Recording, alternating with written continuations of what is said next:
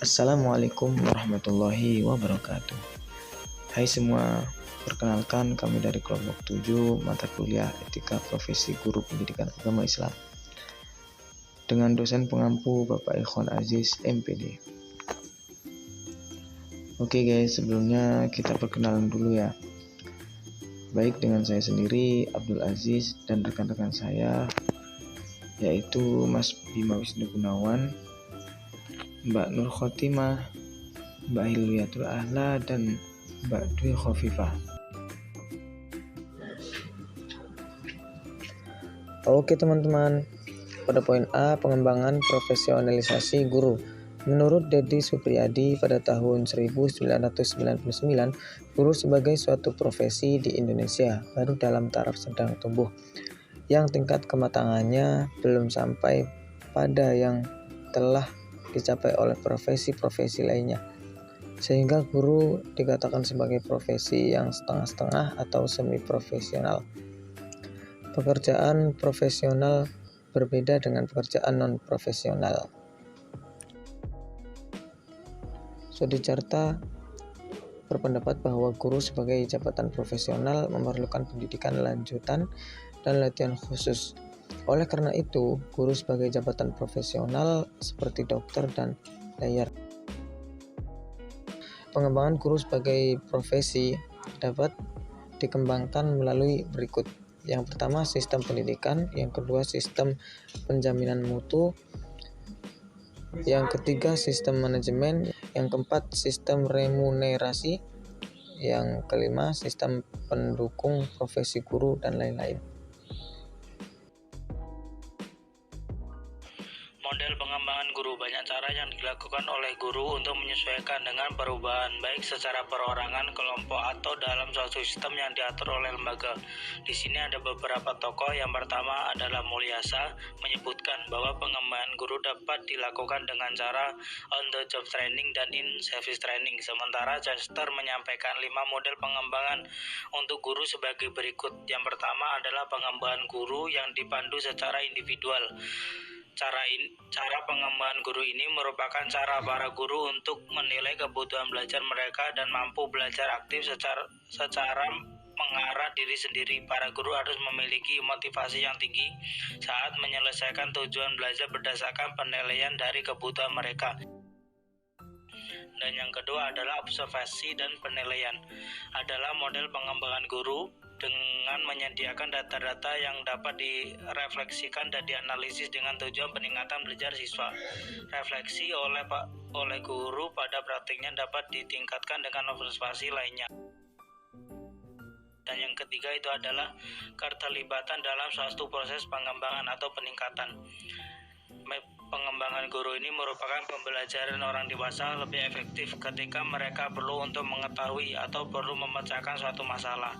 Guru perlu memperoleh pengetahuan atau keterampilan melalui keterlibatan pada proses peningkatan sekolah atau pengembangan kurikulum. Dan yang keempat adalah pelatihan, berisi teknik-teknik dan perilaku-perilaku yang pantas untuk ditiru guru dalam kelas. Guru dapat merubah perilaku-perilaku mereka dan belajar meniru perilaku dalam kelas mereka. Dan yang kelima adalah pemeriksaan. Pada pengembangan guru ini, suatu wadah para guru untuk bekerja sama dalam menyelesaikan permasalahan akan isu yang ditimbulkan agar praktik mereka bisa konsisten dalam bidang pendidikan. Jadi ini setiap sekolah atau setiap lembaga pendidikan itu memiliki pengawas.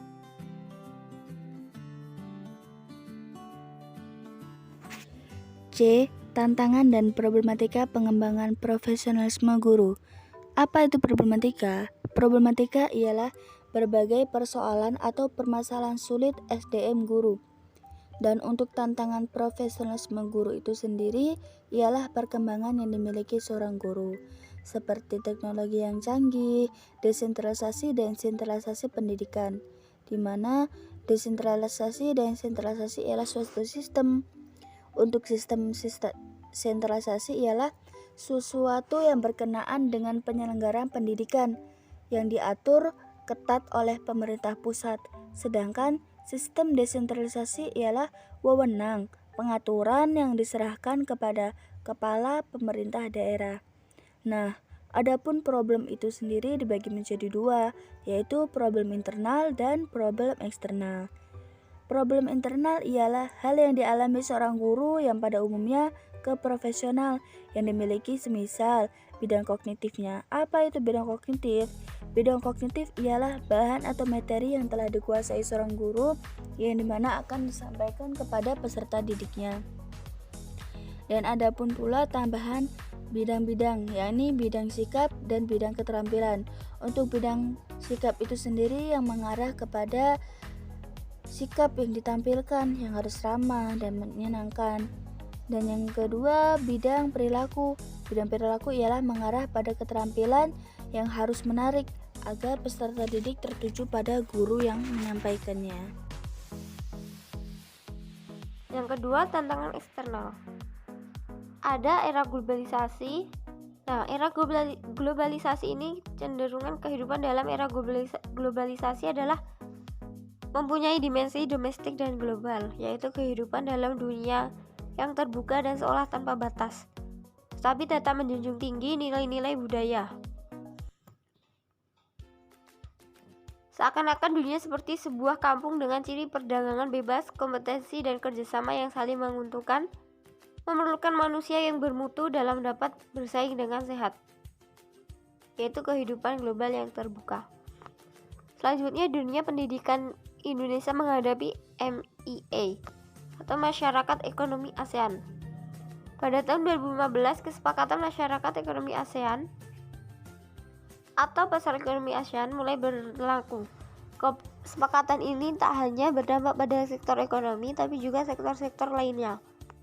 Tak terkecuali pendidikan sebagai modal membangun sumber daya manusia yang kompetitif. Era perdagangan bebas ASEAN harus disambut oleh dunia pendidikan dengan cepat agar sumber daya manusia Indonesia siap menghadapi persaingan yang semakin ketat dengan negara-negara lain. Baik, di sini saya akan melanjutkan penjelasan dari rekan saya. Jadi materi yang akan saya jelaskan adalah implementasi program pengembangan profesi guru. Implementasi pengembangan profesi keguruan adalah suatu proses penerapan ide, konsep kebijakan atau inovasi dalam suatu tindakan praktis, sehingga memberikan dampak yang baik berupa perubahan pengetahuan, keterampilan, maupun nilai dan sikap dalam pembelajaran yang diberikan oleh seorang guru untuk peserta didiknya. Guru merupakan salah satu unsur penting dalam pendidikan yang memiliki peran aktif dan menempatkan kedudukannya sebagai tenaga yang kompeten. Dapat kita ketahui bahwa kedudukan guru adalah digugu dan ditiru. Jadi apa yang dilakukan guru tersebut merupakan cerminan atau contoh bagi anak didiknya.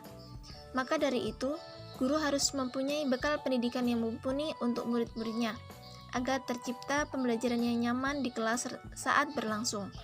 Salah satu upaya guru dalam penerapan implementasi adalah sertifikasi guru.